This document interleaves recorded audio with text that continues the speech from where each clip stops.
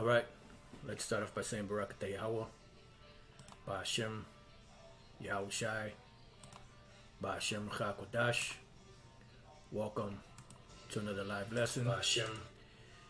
The name of this one is The Syrophenician Woman and the Woman at the Well. We're going to deal with these two women because you have so-called Christians they teach that the that the Syrophenician woman was a heathen, that the Lord healed her daughter, and that's not the case. And you have Israelites that know that they're Israelites that say that the woman at the well, the Samaritan woman, was an Israelite, and she was not. And shalom to the Akim on the comment boards all over the place. Shalom to Mexico, brothers out there in Mexico. And shalom to the Akwath, the sisters out there. So this lesson is going to be centered around that. And see, with these different churches, they have a warped understanding of the Bible. And this is why they'll make statements like that. And this is why they get tripped up when they read scriptures like there's no difference between a Jew and a Greek. Whosoever shall call upon the name of the Lord shall be saved, for God so loved the world that he gave his only begotten son. See, they get trapped up because they really don't have a full understanding of the scriptures. And I'd like to give a hearty shalom and YAHAWASHI, BaHa QADASH to the Akim, elders Akim, on the comment board that of the sincere elect. So this is what happens, they get confused because plantation Christianity has done a number on the minds of the people. And this is why the Lord in the last days sent his prophets out, his teachers, to rectify everything before the coming of the Lord. So we're going to start off with the book of Mark, the 7th chapter, the 24th verse, to deal with the Syrophenician woman. Now, the Syrophenician woman is an Israelite, just off the rip, just to let you know off the rip. This is why the Apostle Paul said this.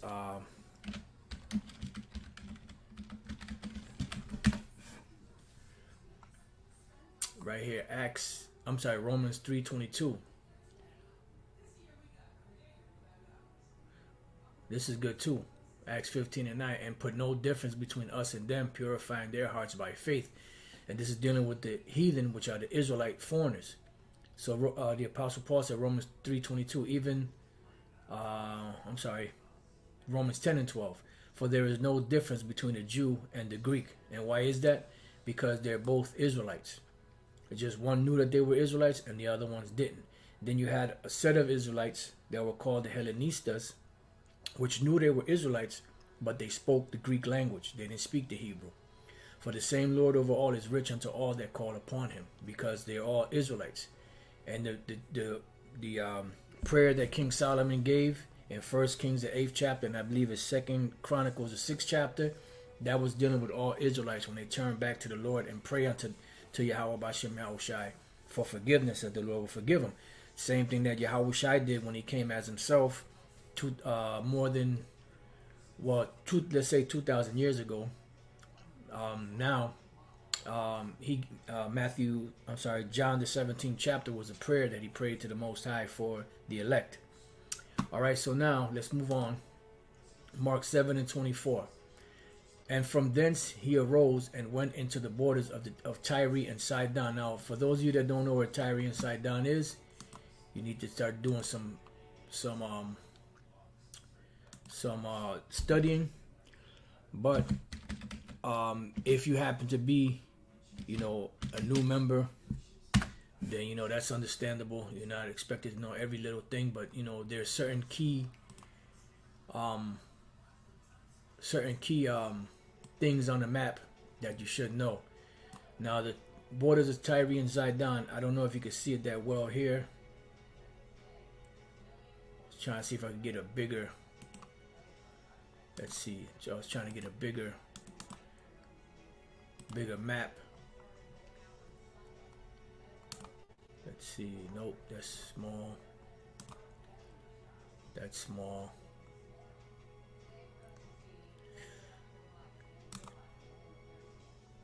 Man, it's a little bigger, but not much. Let's see. All right, this is decent right here. So let's get rid of that. So you have here Zidon and you have Tyre. These are coast cities on the coast. This is the Mediterranean Sea. You see Jerusalem down here. All right. So this is where in the area where he was at, where YAHAWASHI was at, so you could understand. From thence he arose and went into the borders of Tyre and Zidon, and entered into an house, and would have no man know it, but he could not be hid, because YAHAWASHI tried to go certain places to avoid everybody sometimes, but he couldn't be hid because of the fame of him that was going out. And that was the Lord, the Most High Yahweh, building up that fame, to gather the elect. It says, for a certain woman whose young daughter had an unclean spirit heard of him and came and fell at his feet. The woman was a Greek, so automatically they're thinking about a so-called white woman, which that's not the case. When you deal with Greek history, the original Greeks were Japhetic, and the original Japhetic people were people of color. When you research the Minoans, you research the Etruscans, the Picts, which that's what the Romans call them, the Picts, which is short for picture people, because they had all type of tattoos all over them, So this is talking about an Israelite woman. This is why we started off with the scripture. There's no difference between a Jew and the Greek, because you had Israelites that were in the Greek culture that lost their identity. When you go back to the book of the Maccabees, that's why it's important to know the history of the Maccabees and the Hellenization of Israel, to really fully understand the New Testament. And when it speaks about the Gentiles, it speaks about the Greeks, it speaks about the heathen, so on and so forth. So it says the woman was a Syrophenician. The woman was a Greek, a Syrophenician by nation, because she was living in the area of Syrophoenicia, which the Syrophoenicia, which is Syria and Phoenicia mixed. That's two cities. And when you look or two places, should I say? And when you look up, let me see. Let's see if we can get that up real quick. Syrophoenicia.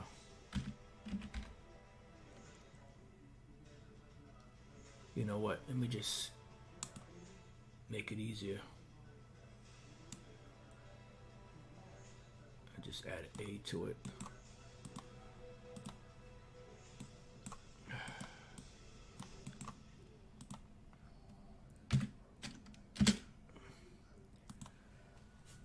All right, let's see what we got here.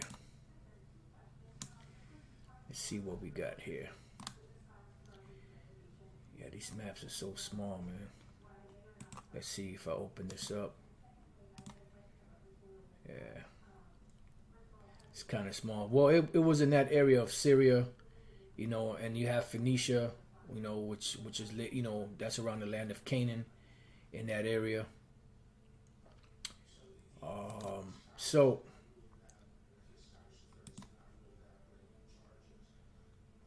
it's not really popping up.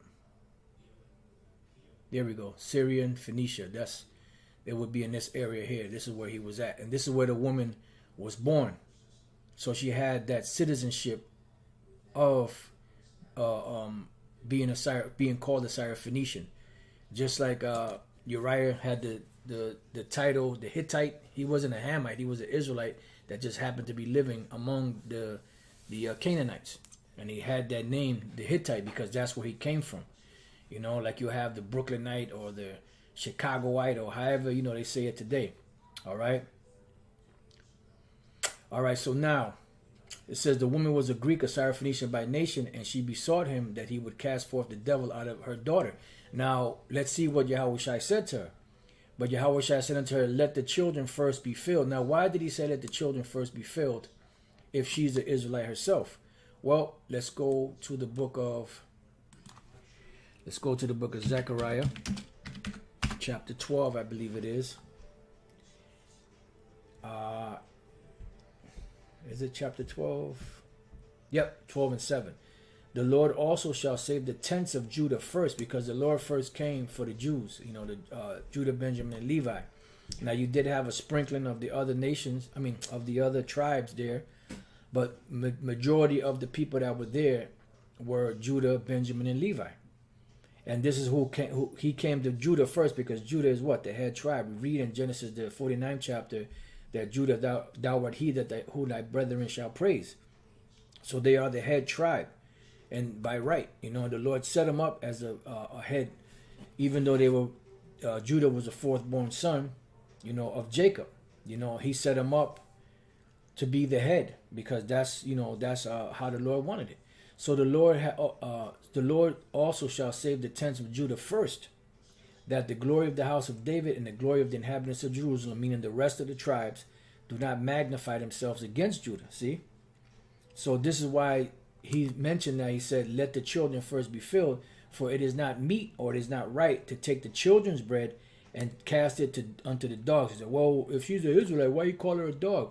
Well, because she was in that dog-like state, like the rest of Israel was, the Israelite foreigners.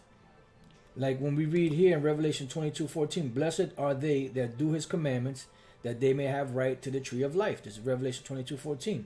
And may enter in through the gates into the city, for without are dogs. Without what? Without the commandments. And sorcerers, and whoremongers, and murderers, and idolaters, and whosoever loveth and maketh a lie.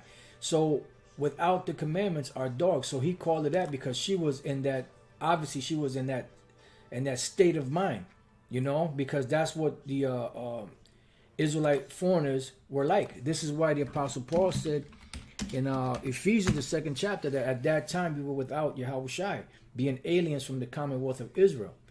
So this is 1 Corinthians 12 and 2. You know that you were Gentiles, carried away unto these dumb idols, even as you were led. So this is what caused you to fall from grace. The great fall from grace. So you became like brute beasts. You became that degenerate plant of a strange vine. So this is who YAHAWASHI is speaking to, an Israelite foreigner. And it wasn't time for the Israelite foreigners to get this message, because the message first had to be taught to the Jews, the ones that knew that they were Israelites, especially the tribe of Judah, going back to the prophecy in Zechariah 12. So when he said it is not meet to take the children's bread and cast it to the dogs, it was because she, at that time, was not in her right state of mind as far as keeping the law, statutes, and commandments of Yahweh B'Shem Yahushai. She was off. And then she turned around and said this to him, and she answered and said unto him, yes, Lord, yet the dogs under the table eat of the children's crumbs. And he said unto her, for this same go thy way, the devil is gone out of thy daughter. Why? Because she humbled herself. And that was the thing with the Israelite foreigners, that they humbled themselves and they came back through what? Through faith. They would be delivered. And that's what the whole book of Romans 11 chapter is about. It's about the Jews, the Israelites that knew they were Israelites, and the Israelites that did not know they were Israelites, that were being called uncircumcision, heathen Gentiles, that were being brought back into favor with the Lord and being grafted back into the olive tree. All right. It says, and when she was come to her house, she found the devil gone out, and her daughter had laid upon the bed. Yeah, because the Lord healed her daughter because of her faith. That's what healed her daughter. But she was an Israelite. She just happened to be in that state. So now when we read Philippians chapter 2 and 2, the Apostle Paul is calling these wicked Pharisees, and then what? Beware of dogs. Beware of evil workers. Beware of the concision. So, if you call it someone a dog, that means that they're not an Israelite. Well, who was Paul speaking about? He was speaking about the Jews in Jerusalem. Because they were in that dog state. Because what were they doing? Were they really keeping the commandments of the Lord? No, they weren't. Because they were holding the traditions of the elders in higher regard and higher esteem than the law, statutes, and commandments of the Most High. They were corrupting the words of the Lord. That's why the Apostle Paul came back and said, we are not as many that corrupt. We are not as many as corrupt the word of the Lord. All right. And moving on, even the Most High himself, Yahweh, called these false pastors and false leaders a bunch of dogs. Isaiah 56 and 10, his watchmen are blind. They are all ignorant. They are all dumb dogs, meaning they're mute dogs. And what good is a mute dog for? A dog is supposed to, if he hears the enemy coming, he's supposed to bark. Therefore, you know that there's something wrong. You know, somebody's creeping around because they have a better sense of hearing and smell. But if the dog can't bark, if he's a mute, then the dog can't bark. So he's useless. So the Lord is calling these pastors and these leaders in Israel a bunch of dumb dogs. They cannot bark, sleeping, lying down, loving to slumber. Yet they are greedy dogs, which can never have enough. And you've seen that. If you see the nature of a dog, you feed a dog, the dog will keep eating probably till he blows up. Because he won't stop eating. The more food you throw on the ground, the more he's going to eat. So the Lord compared these venomous vipers to greedy dogs that can never have enough. And they are shepherds that cannot understand. They all look to their own way, even everyone for his gain from his quarter. Come ye, say they, I will fetch wine, and we will fill ourselves with strong drink. This is dealing with those philosophies. This is dealing with those wayward doctrines that are coming in to the knowledge. It says, and tomorrow shall be as this day, and much more abundant, because they're putting Jake to sleep. That's what the scripture say. The leaders of this people cause them to err. All right. So now, you know, this is just to show you that this woman that the Lord called a dog, she was not a heathen. She was an Israelite. Otherwise, the Lord would not have healed her daughter. Now, in contrast to the Syrophenician woman, right? The woman that was at the well, this woman that was at the well, she's not an Israelite based off what the Lord said to her. See, there's a difference. Because this woman came to him, and he didn't tell her that she wasn't an Israelite.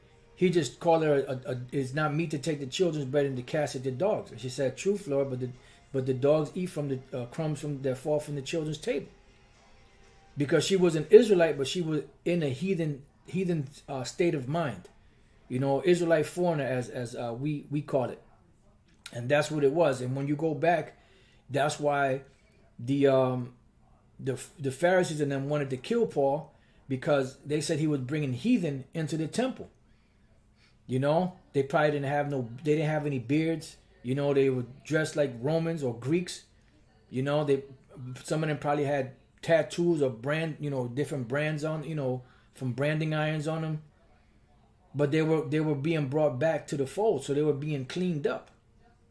And this is why the Apostle Peter and them, the one thing they told them, don't eat things strangled, don't eat blood, don't commit fornication, which is adultery. So there was certain things from the law that was a guideline for those Israelite foreigners coming back out of that state, because they couldn't keep the law 100%, because the Israelites that knew they were Israelites weren't keeping the law 100%. And that was Peter and them in their argument.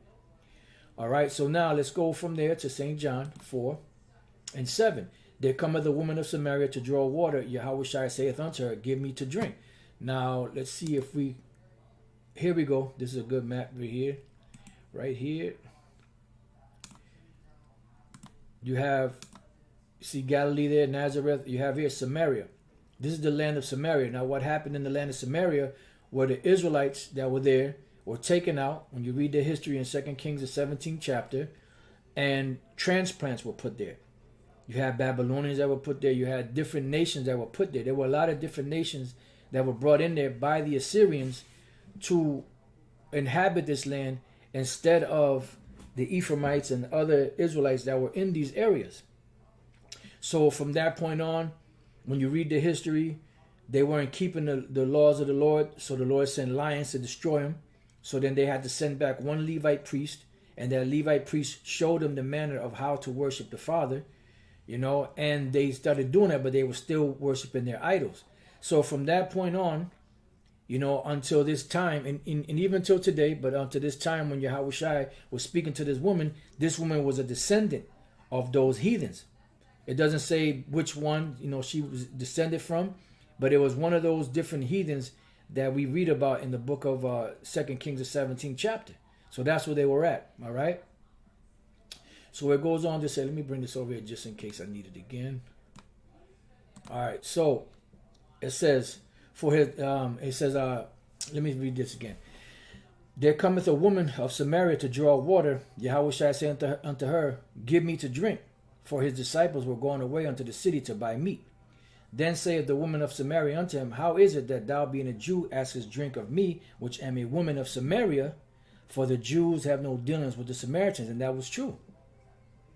So she's already separating herself from the Lord. He's going to even further separate from her as soon as she opens her mouth and starts talking about that her and and her father's worship in this mountain. Says Yahawashi answered and said unto her, if thou knewest the gift of the Most High, who it is that said to thee, give me to drink, thou wouldst have asked of him, and he would have given thee living water. He was just messing with her. And how do we know? Because when we read further down, it's going to explain it. The woman saith unto him, sir, thou hast nothing to draw with, and the well is deep. From whence then hast thou this living water, that living water? Art thou greater than our father Jacob, which gave us the well? Jacob didn't give you the well. Jacob did not give you this well. This well was given to you by the Assyrian king Shalmaneser that took the Israelites out of there and put the transplants in there when you go back and read the history. And drank thereof himself and his children and his cattle. Yahawashi answered and said unto her, whosoever drinketh of this water shall thirst again. But whosoever drinketh of the water that I shall give him shall never thirst. But the water that I shall give him shall be in him a well of water springing up into everlasting life. And when you read the history too of Samaria, you had Israelites that knew that they were Israelites that were accused of breaking the law. And some of them did it. Some of them probably didn't do it. But they would flee to Samaria for refuge. So you had a lot of Israelites that were mingled in among those heathens in Samaria. And her husband at the time, or the man that she was dealing with at the time, happened to be an Israelite. And this is why the Lord said what he said later on in the chapter. The woman said unto him, sir, give me this water that I thirst not, neither come hither to draw. He should have said, oh, yes, daughter, no problem. Yahawashi said unto her, go call thy husband and come hither. So why did he tell her to call her husband? Because she was not an Israelite. Her husband was. It says, the woman answered and said, I have no husband. Yahawashi said unto her, thou hast well said, I have no husband, for thou hast had 5 husbands. She pretty much was a harlot, a hoe. And he whom thou now hast is not thy husband, and that saidest thou truly. Yep. And that is the truth. Because really the only true husband of a woman is the first man that they lay down with. That is really the true husband. Anybody else is really that's pretty much adultery, to get technical. So this is why Yahawashi said that called this a nation of adulterers, because technically if a woman deals with another man outside of the first man she lays down with, she's an adulteress, and that's just that's just the truth, But we have grace now. To where the Lord is extending mercy unto us, because really, in nowadays, who can really find a virgin? The only way a woman can have another man is if her husband dies and she is a widow. The woman said unto him, sir, I perceive that thou art a prophet. Our fathers worship in this mountain. She's right; they did worship in that mountain. Why? Because they were transplanted there and they were shown how to worship by that one Levite priest. And you say that in Jerusalem is the place where men ought to worship. Yahawashi said unto her, woman, believe me, the hour cometh when you shall neither in this mountain nor yet at Jerusalem worship the Father. See? So pretty much he was letting her know that, look, you're not an Israelite. So I don't care what you say about your fathers worshiping here. And why were they worshiping there? Going back to 2 Kings 17:24. And the king of Assyria, which was Shalmaneser, brought men from Babylon, and from Cutha, and from Ava, and from Hamath, and from Sepharvaim, and placed them in the cities of Samaria instead of the children of Israel, and they possessed Samaria and dwelt in the cities thereof. So from this point on, those descendants that were there were heathens, right? And this is why when you speed it up after the destruction of the temple by the Babylonians and the restoration of the temple during the time of Ezra, Nehemiah, and them. You had the heathens once again come. Ezra 4:1. Now when the adversaries of Judah and Benjamin heard that the children of the captivity builded the temple unto the Lord power of Israel, then they came to Zerubbabel and to the chief of the fathers, and said unto them, Let us build with you, for we seek your power as you do. And we do sacrifice unto him since the days of Esarhaddon, king of Ashur, which brought us up hither. See? So you had constant transplants going in there. Now when we look up Shalmaneser V, 727 to 722 BC, this is the one that brought the Israelites out of that land, brought them to the land of Assyria, and brought transplants. And they kept doing that. So now when we jump down here to Esarhaddon, 681 to 669 BC, this is the one that was being spoken of here in the book of Ezra, the 4th chapter. So all the way from 2 Kings, these different kings here, you know, you have the Shalmaneser, the Sargon II, Sennacherib, Esarhaddon. They were bringing in transplants into that land, and that's why they said here that we do sacrifice unto him since the days of Esarhaddon, king of Ashur, which brought us up hither. So this is why it's important to understand certain history to be able to understand what the dialogue is here between YAHAWASHI and this woman. That's why she said, our fathers worship in this mountain. And you say that in Jerusalem is a place where we ought to worship. Now, if she was an Israelite, what he would have said to her was, you're right, you know, going back into the history, blah, blah, blah, whoop-de-woo, you know, whatever the case may be. But you're going to be able to come to Jerusalem and worship because that's the place of worship now.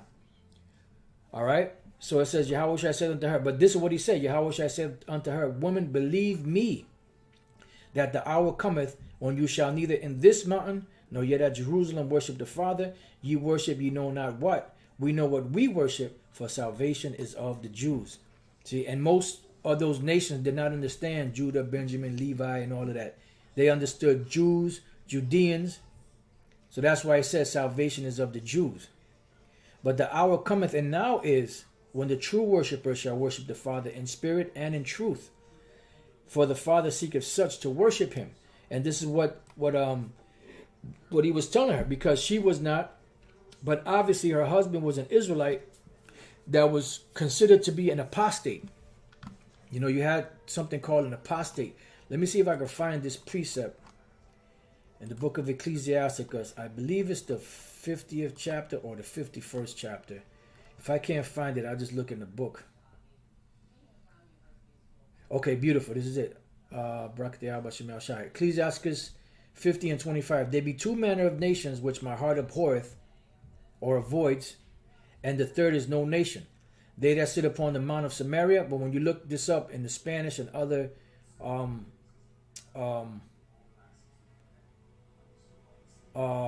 I believe it's this one. It's either this one or the bottom one. It speaks about Esau. It's really talking about Esau. It says, they that sit upon the mountain of Samaria, and they that dwell among the Philistines, and that foolish people that dwell in Sychem. And I believe this is the one, Sychem. That's the one I believe that deals with the Samaritans.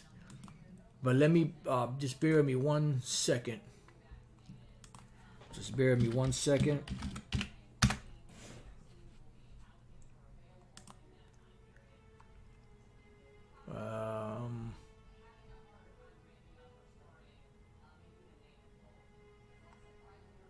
Yeah, so it's this one, the Sychem, because this is the one that where the Samaritans were at this time.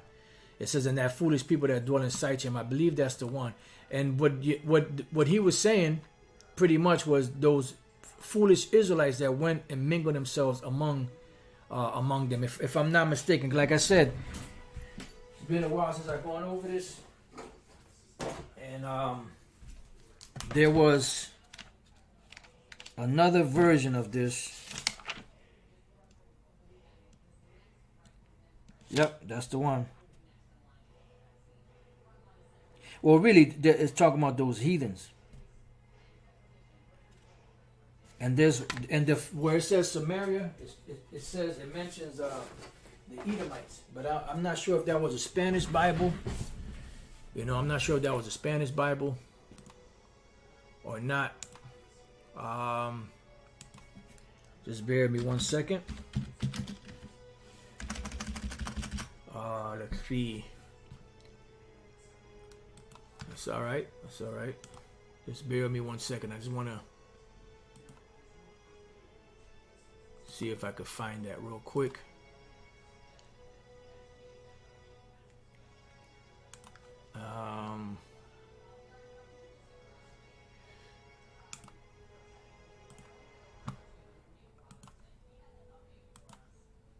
Just bear with me 1 second.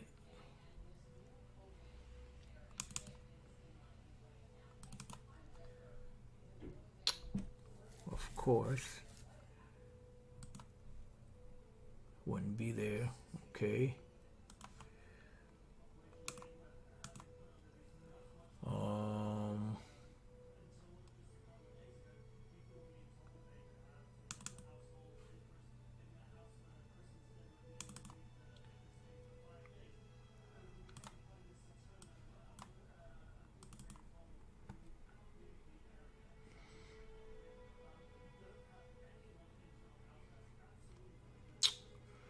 All right. Yeah, I'm not sure where I have it at right now at this particular time. Oh, wait a minute, let's see. Nah, I don't have it. But what I could do, because I have it here, I could download it real quick.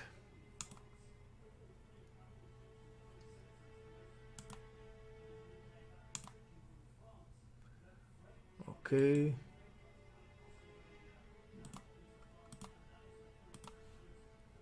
Now let me see if I can find it. Here we go. All right. Now let me see if I can find that real quick. Salaki, I know, you know. Hey, well, sometimes you got to do that. All right, Solomon. Ecclesiasticus, that's what we want. This is the Spanish Bible, by the way. La Biblia del Oso. The brother from Mexico, he knows about this Bible. Let's see. All right, let's see. That's 51, and this is 50. And that was what, verse 25, right?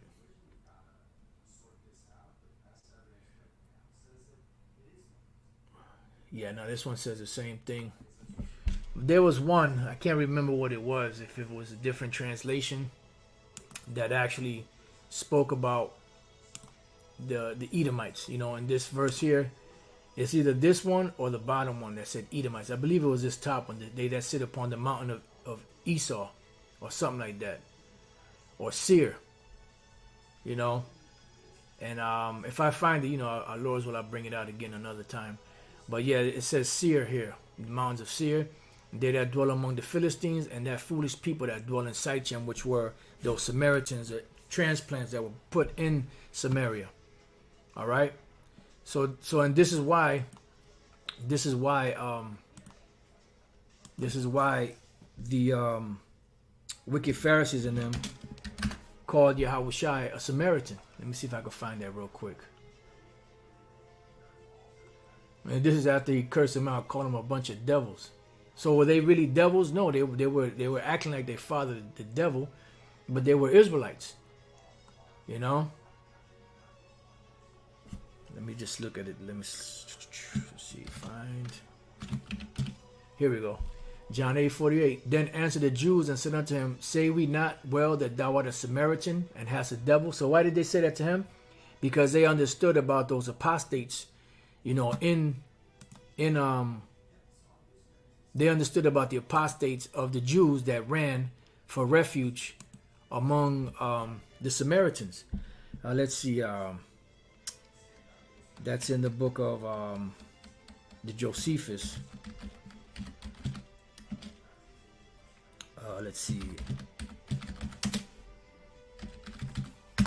I did a lesson on this, couple of lessons on this. I'm pretty sure I still have that. If I find it, I may just upload it.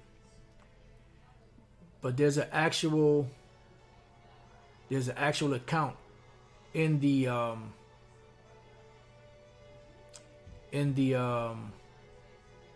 Josephus, where it spoke about, you know, the apostate Jews, pretty much that fled for refuge among the Samaritans. You know, and this is why, because pretty much what they were doing, they were cursing YAHAWASHI. Matter of fact, this might be it. Hold on. Just let me do it. Find.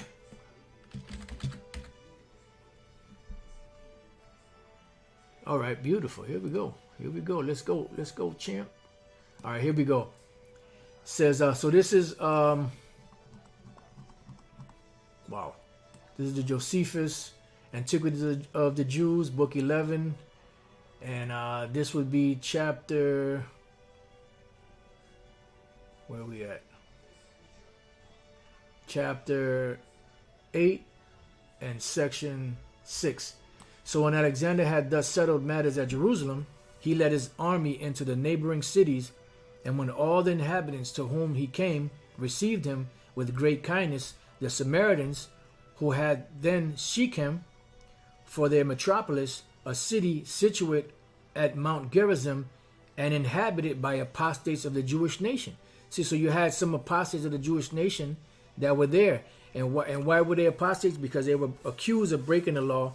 And some of them actually did it, some of them didn't. And to avoid judgment and punishment, they fled and lived among the Samaritans. And this is why YAHAWASHI told a woman to go get her husband, because he was obviously an Israelite. So YAHAWASHI came back and said to her, you worship you know not what. We know what we worship, for salvation is of the Jews. But the hour cometh, and now is, when the true worshippers shall worship the Father in spirit and in truth. For the Father seeketh such to worship him. Yeah, the Israelites. The Most High is a spirit, and they that worship him must worship him in spirit and in truth. The woman saith unto him, I know that Messiah cometh, which is called the Anointed. When he is come, he will tell us all things. YAHAWASHI said unto her, I that speak unto thee am he. And upon this came his disciples, and marveled that he talked with the woman. Yet no man said, what seekest thou, or why talkest thou with her? The woman then left her water pot, and went her way into the city, and saith to the men, Come, see a man who told me all things that I ever did. Is not this the Anointed? Then they went out of the city and came unto him. In the meanwhile, his disciples prayed him, saying, Master, eat. But he said unto them, I have meat to eat that you know not of. So now let's jump down to 39. And many of the Samaritans of that city believed on him for the saying of the woman, which testified, he told me all that ever I did. Yeah, so these were Israelites that were summoned, so to speak, by YAHAWASHI through this woman. So when the Samaritans would come unto him, they besought him that he would tarry with them, and he abode there 2 days. And many more believed because of his own words, and said unto the woman, Now we believe, not because of thy saying, for we have heard him ourselves, and know that this is indeed the Anointed, the Savior of the world. See? So now at this point, you know, he had spoken to the Jews, you know, and these were Israelites that knew they were Israelites, but they were accused of breaking the law. You know, so this is prior to YAHAWASHI going to the Israelite foreigners. You know, because he said other sheep I have which are not of this flock, because they weren't Israelite foreigners. They were Jews that knew they were Israelites, but they fled because they were being accused of committing a crime against the law. You know, and that's where you get the apostate Jews, which they were being called apostates by the actual Pharisees and them that were in the land of Israel. Just like they were calling the Israelite foreigners, they were calling them uncircumcised. You know? So there's a lot of history, you know, a lot of history. So the difference between the Syrophenician woman and the woman at the well was that the Syrophenician woman was indeed an Israelite, and the woman at the well was not. The woman at the well, her line goes back to one of those inhabitants of 2 Kings, the 17th chapter, whether she was a Babylonian or Cutha or Ava or Sepharvaim, one of those, you know. So with that, you know, I pray that you brothers have been edified. You know, to the next time I say shalom.